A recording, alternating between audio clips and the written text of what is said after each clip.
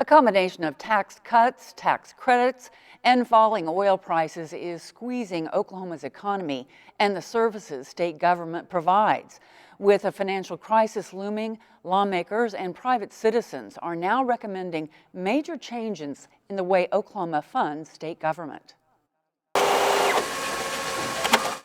Declining tax collections forced state officials to declare a revenue failure last month, resulting in budget cuts of 3% to most state agencies.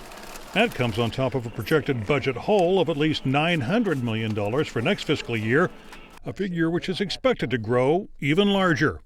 You always got to remember we built last year's budget on $57 barrel oil, and as of today, in this interview, last time I checked, which was about an hour ago, oil was selling for $27.55 a barrel. State Representative Earl Sears is the chair of the House Appropriations and Budget Committee and one of the key players in writing the state budget. Like many in Oklahoma, he's hoping for a rebound in oil prices. But I am confident if it keeps going down into the 20s, I have to bear the sad news to tell you, I am convinced that we will have another revenue failure. I just can't tell you the date. State Senator David Holt says we've seen oil's boom and bust cycle before. It is no secret, or shouldn't be any surprise to anyone, that an energy-based economy that we've lived in for a century is going to have dramatic rises and dramatic declines. And yet somehow this is still catching us off guard. Holt believes the state should be doing more to prepare for the inevitable declines associated with the energy industry. He's introduced legislation to raise the cap on the amount of money that can be deposited into the state's rainy day fund to better prepare for the bad times. That cap is 15% of the money certified for the General Revenue Fund, which is currently about $6 billion. That sounds like a lot of money, but the state budget is $24 billion. So that would be like if you had a savings account for your own household in case of a rainy day, and you save 15% of the cable bill, and then you pat yourself on the back. Well, that's not going to, deal with your issues. You should be saving 15% of your entire household expenses. Holt admits that won't solve the current budget crisis, but believes this is the time to focus on long-term solutions. That belief is shared by the Oklahoma Academy, a nonpartisan organization that seeks input from people across the state to issues confronting Oklahoma. The group this week released recommendations from its 2015 Town Hall Conference for improving Oklahoma's budget process. Town Hall co-chair Howard Barnett says those recommendations include greater transparency in developing a budget, taxing all internet sales, and adopting a plan suggested by several state officials, including Treasurer Ken Miller. His proposal basically is to go to an annual budgeting, biannual policy session, so that every other session we're talking only about the budget, and that policy questions are deferred until every other session, so that there is ability to focus everybody clearly on the one topic of getting the budget right.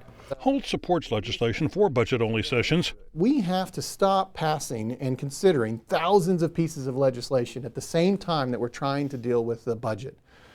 If we would spend one session every 2 years just focused on the budget, I think we would see around corners. I think we would plan better. Another recommendation is that every tax credit, incentive, and rebate offered by the state be identified with a specific and measurable goal. They wanted to make sure that every single incentive and every single tax credit had a very clear, stated, and understood purpose, and had a very clear and easily measurable metrics associated with it, so we can determine on an ongoing basis whether these are really worthwhile or should we get rid of them because they've served their purpose.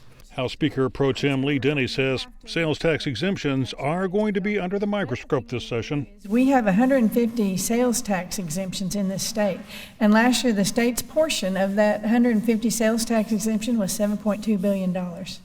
So there's so much money that we're just giving away. And I think that's something we're going to have to look at really carefully, and I think that's going to be potentially a target-rich environment. I mean, I know that some people thought maybe that issue was settled, but with $1 billion budget hole, everything is back on the table. What does not appear to be on the table is suspending the tax cut, which took effect January 1st, a cut which will cost the state $147 million next fiscal year. Denny says anything which looks like a tax increase is unlikely to get support from the majority party. It's not the way, usually, I may get in trouble for this from my caucus, but it's not usually the way Republicans like to do business. And with supermajorities, I don't see that happening this session. Sears believes the legislature can soften the blow of the current budget crisis by addressing tax credits and exemptions and reducing some of the off-the-top apportionments that direct money to state agencies before the legislature has a chance to appropriate it.